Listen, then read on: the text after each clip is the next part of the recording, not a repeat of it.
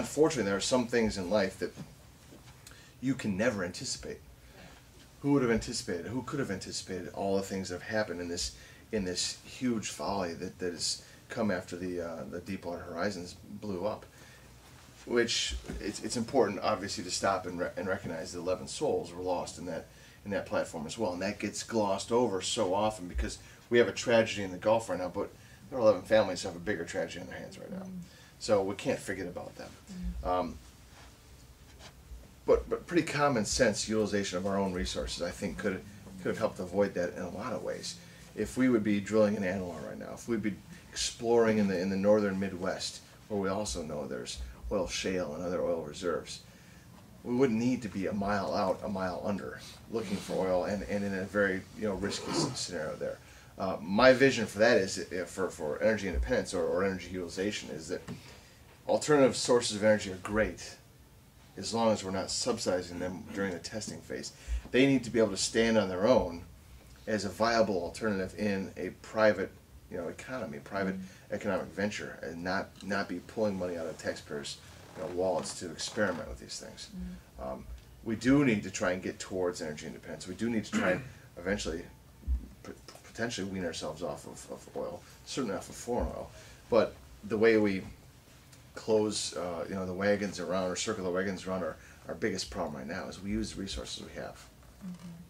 And do you think that, I mean, when I think about our energy policy right now, one of the things that disturbs me about what we're doing and or not doing is that by using our own resources, not only could we help ourselves in terms of how we are utilizing and paying for our own energy, but could we not be paying off some of our national debt through energy sales if we were selling oil, for example, to other countries? Yeah.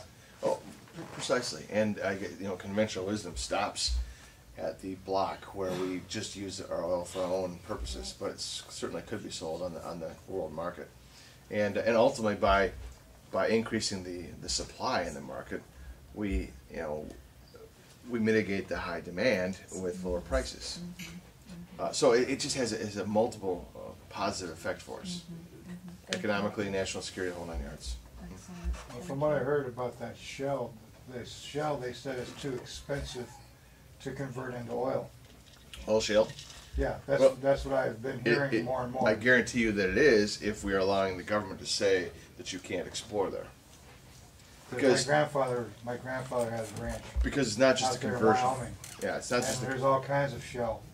But he was telling me that they won't convert into oil because it's too expensive too.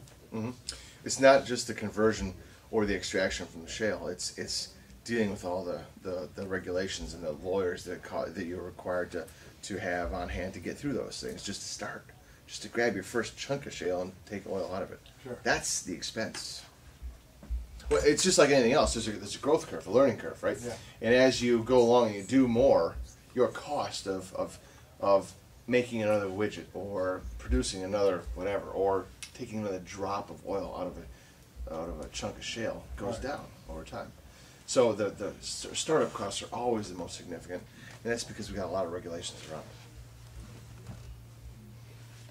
it. Andrea. Just to add to that, if you look at the shale stocks, they are going up right now because the federal government is looking at maybe we'll have to use this. Yeah, my grandfather has mineral rights on that. Yeah. Anyway, my question. Be very nice to your grandfather then. You're keeping the will. I'm too far down the generation. So. My real question is, can you talk about your vision for education before you eliminate the Department of Education? Okay, sure. Education of our children is the parents' responsibility. It's my responsibility to make sure my kids are getting the education they need, they deserve. It's my responsibility to impart the morals and values upon them that I want them to have. It's not the school's responsibility. So my vision is that education is controlled locally, state, municipality, family. right? Families working in conjunction with teachers to educate our kids in the way that we as families believe they should be educated. So that's my very general vision of it. What specifically are you curious about? I am concerned, one, because unions basically control education, and unions are not, they are for teachers, they are not for children. Okay. I don't Know what they'd say, believe of course. they are good for the Yeah. educational system. Okay. Okay.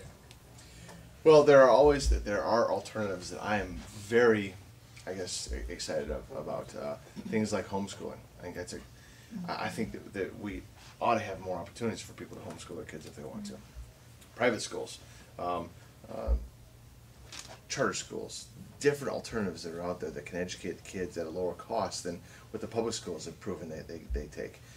There are a bunch of different alternatives that we can just allow families to explore. How do you feel about the money following the child rather than as it is now, where if you send your child to a private school, you are going to have to pay twice? Yep, right. You And pay- a lot of yeah. people can't afford to pay twice, Right. and so they end up in Yeah. public schools, which are sometimes Yeah. substandard.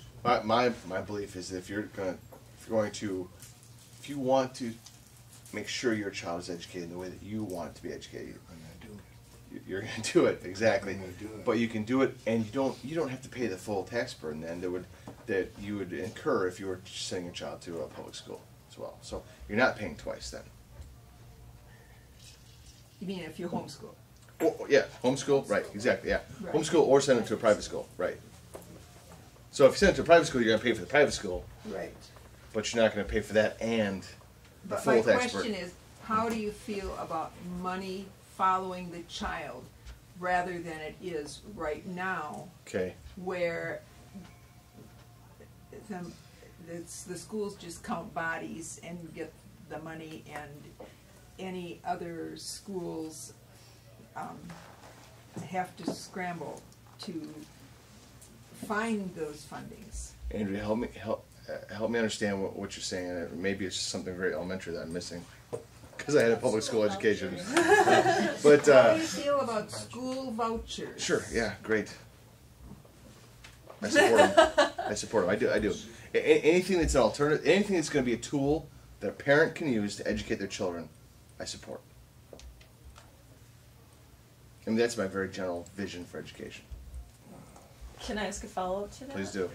So I know that you said at the beginning that your vision is really more for control at the local level, or the most local level possible Yeah, right. for education. If that's the case, let's talk specifically about the Department of Education. Okay. Right now, we are looking at an incredible amount of centralization of curricula, for example, which has been extremely detrimental to the level of education in this country. We've watched the levels drop and drop and drop and drop to the point where education in this country is not even close to what it should be. We are not competitive with other nations. Considering that we're a first world nation, we should be far more competitive Right. than we are. In fact, in many of those, Kirsten, I don't mean to interrupt you, but to shed light on this, we are in the basement of a lot of these Yes, which absolutely is right. abysmal. Right, absolutely. So if that's the case, how do you begin to crack or to put cracks in the wall of the Department of Education so that we start to move education and educational curricula back to the local level? Well, I guess there are a number of approaches you can take. The first one, I think that maybe the easiest, the most effective one, is the Constitution. Right? It's a 10th Amendment issue. That's something that the federal government really should not be telling each state how they're supposed to educate their kids. Because think about this. Children that grow up in Wisconsin are far more likely to work on a dairy farm or in the dairy industry than someone growing up in downtown Los Angeles. But if the federal government is dictating what the curricula is, both those children are learning the same things. Whereas the child from Wisconsin is probably more benefited by a curricula that is dictated by or guided by the state and local municipalities and parents, saying we want our kids to learn about the benefits of dairy to the country. we want our children to know what it takes to run a dairy farm and dairy business, whereas the child in the inner city Los Angeles might have absolutely does have a totally different outlook or different career path than the child in Wisconsin.